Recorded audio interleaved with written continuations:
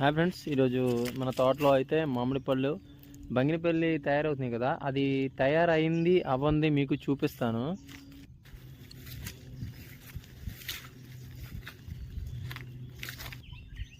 So నేనైతే ఈ కాయ కోసాను. సో ఫ్రెండ్స్ చూస్తున్నారు కదా, ఇలా డాట్స్ లాగా వచ్చేసి కాయ అనేది పంటకు వచ్చినప్పుడు ఇలా ఉంటుంది. సో ఇది కట్ చేసి చూద్దాం ఈ కాయ అనేది ఎలా ఉందో. చూసారా ఎంత ఫ్రెష్గా ఉందో. సో ఇలా తయారైనప్పుడు మనం కోసేసుకోవాలి ముందుగానే, లేదంటే మనకేంటంటే ఇది కింద పడిపోతుంది. పడిపోవటం వల్ల ఏంటనేది మనకి తర్వాత పక్షులు అనేది తినేస్తే పురుగు అనేది కూడా పడిపోద్ది. సో ఫ్రెండ్స్ ఇది తయారవ్వని కాయ. సో చూసారా, దీనికి డాట్స్ కానీ అలాంటిది ఏం లేదు, ప్లెయిన్గా చక్కగా నీట్గా ఉంది. సో అంటే ఇది ఇంకా టైం ఉంది ఇది తయారవటానికి. సో ఇలా కాయ అనేది ఫ్రెష్గా ఇలా ఉన్నప్పుడు మనం అనేది కొయ్యకూడదు. సో ఇది ఇంకా తయారవ్వలేదు.